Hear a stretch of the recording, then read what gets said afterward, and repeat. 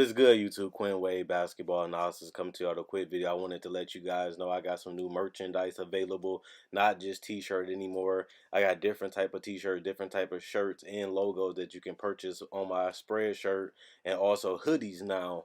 We have expanded and added more to the channel and more merchandise for the brand.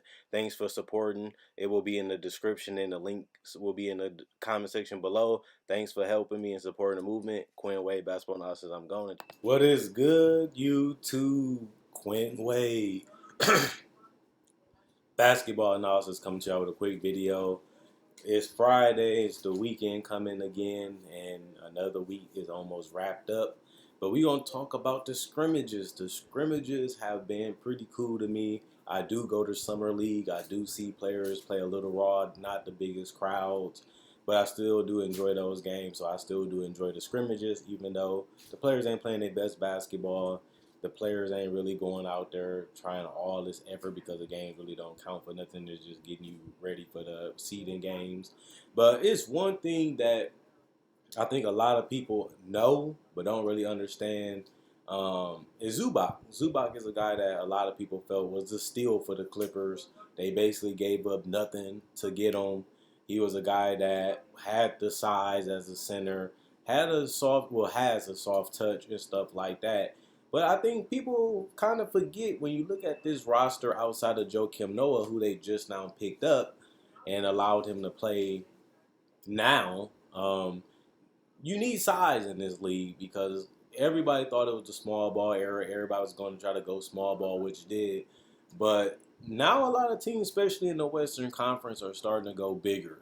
You see the Lakers, you see the Nuggets, what they just did with Bobo and Jokic on the same court.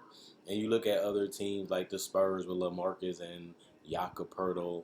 You look at teams even like DeAndre Ayton for the Phoenix Suns, and they have other bigs like Kaminsky. The league is starting to trend towards having size and being able to protect the rim and being able to gobble down multiple rebounds. And even if you look at a team like the Jazz that utilizes Rudy Gobert, and even the Atlanta Hawks, they traded for a guy like Clint Capella because they wanted to go bigger. That's the trend right now. Back then, about 5, 6 years ago, nobody wanted centers because they couldn't stretch the floor. They couldn't really do much. And sometimes there was even a defensive liability because of switching. Everybody was switching and letting their guards and their wings go one-on-one with centers and beating them off the dribble or shooting threes, which made sense because it was an effective strategy. But now it seems like teams are not willing to give it up. It seems like teams have all went back to using 7-footers. And even though the 7-footers in today's game are more mobile, they're more quicker, agile, in my personal opinion, and they are more skilled. A lot of these guys know how to post up a little bit, can shoot free throws at a better clip, and they can knock down mid-range and threes. And the only reason why I bring that stuff up is because when you look at the playoffs and you look at the fact that the Los Angeles Clippers are in the Western Conference, and I'm saying that the majority of the teams besides the Houston Rockets are going bigger, and these are teams you're going to have to play to lock up your seed. These are teams you're going to have to play throughout the playoffs, and they all are utilizing bigs. You want to have that luxury to have one yourself and be able to depend on that big to defend and do his part in the paint on offense and on defense. And the reason why I'm saying that is just because Zubac so happens to be the best center on the Los Angeles Clippers, a team that a lot of people felt like they didn't really have no holes on their team because they had the depth, they had the closer, they had a guy that can take over, they had a guy that can get them a bucket, but they also have guys like Beverly and George that can be great defenders and great team and help defenders on the court. So they didn't really have that many flaws.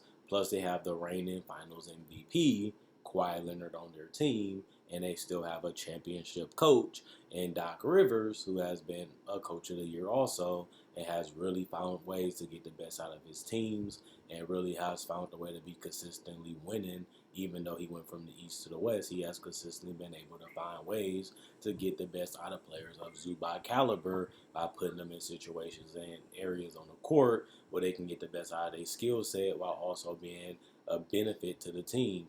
And Zubac, people don't know this, but he only played 18 minutes per game in the regular season for this Clippers team, I expect that they might utilize him a lot more because their path to the finals and even a team like the Bucks has Giannis and Brook Lopez, and that's their best defensive lineup and best defensive pairing outside of Eric Bledsoe. And the thing about that is that's big. And the Clippers are going to have to be able to trust Zubac on finishing. Trust Zubac setting screens. They're going to have to trust Zubac being able to cause a little havoc in that paint. He's not the greatest rim protector, but he's not a terrible one. He's decent. He's not the greatest scorer. He's not the greatest aggressive type player. He is a guy that can be a little passive. He's a guy that can be lost from time to time out on the court when it comes to impact. But he's going to be a big deal because if they can't rely on Joakim Noah, at least you know Zubac can score. He can do more things offensively than what Joakim Noah can do. Joakim Noah can do the smart things like setting screens, running the system, being able to free up teammates and find teammates. And he's not a guy that's going to be looking to score either. And that's why I think Zubac could be a big X factor. Nobody really going to believe it. Like, this is your X factor. But I think a big X factor for the Clippers is being able to go big and being able to rely and trust on Zubac to be able to make the right plays and the right decisions on both ends of the court for them throughout playing in the playoffs and the seeding games, just because they have to rely on somebody outside of Montrezl Harrell, who is an undersized player. He will be your small ball five. But what happened if he can't defend? What happened if they put somebody bigger on him that can post him up and just shoot over him or get him in foul trouble? It was still put in a situation where you will have to rely and depend on the future Zubac. And he's going to be one of the guys that's going to be slept on. He's going to be underrated. He's going to help them seal games. He's going to help them be able to stay in games just by doing things like getting putbacks, getting rebounds, knocking down mid-range jumpers from time to time, rolling to the rim from time to time, setting a good screen, so Kawhi Leonard and Paul George can get their mid-range and their threes and get to the basket. He's going to be a guy that's going to run the floor, so you have to pay attention to him. If not, he's going to find ways to punish you. Those small little details, those small little things, and those small little things that he has to be in the right situation, the right places at the right time, rolling at the right time. Those small things can make you get a 2-point to a 4-point to a 5-point to a 6-point lead. And those things are very, very important, especially when every games matter when you're in the seeding in the playoff game because you're actually playing for something that's an NBA championship. But when a guy is a legitimate player like Zubac, where he is a guy that has legitimate strength, legitimate body, and a legitimate size when it comes to the center position. He is a legitimate 7 feet, 240 pounds, and he can score in decent ways, and he ain't a terrible free throw shooter either. Maybe Zubac might be way more important than what people think, even though they thought that they needed a rim protector. Zubac offers a lot more than just protecting the rim and rebounding. He can do a lot of and do multiple things on the court. So when you're thinking about the Clippers and you're thinking about success, you don't think about Zubac. When you think about the Clippers winning, when you think about the players they're going to depend on, Zubac is not going to be coming to your name, but he might be a little bit more important to the success of this Clipper team on both ends of the court than you guys may think, and that's the only reason why I wanted to give him a video for himself. Is just because once teams go big, they're going to either have to go with small ball or they're going to have to go with size.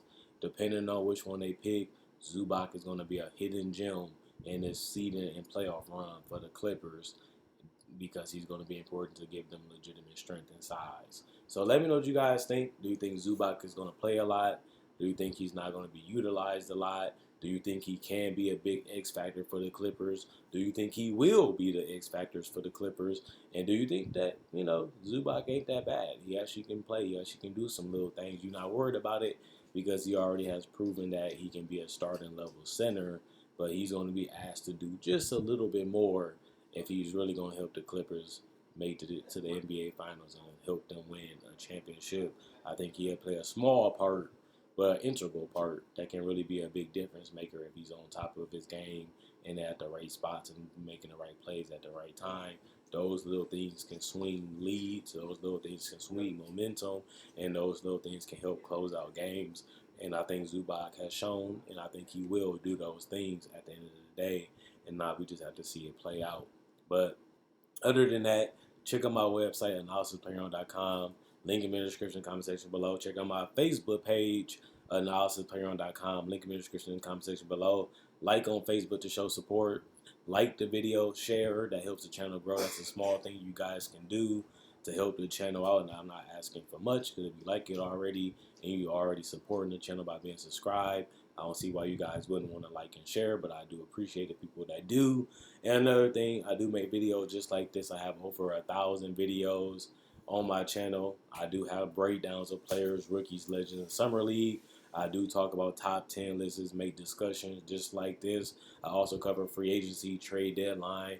I also do cover the playoff predictions, which will be coming up soon. So if you love basketball, you can't get enough of it. You need it each and every day. I do try to make a video every day, and I do try to continue to pump out good variety of content throughout the whole entire year. So if you love that, you addicted to it, this is the channel for you.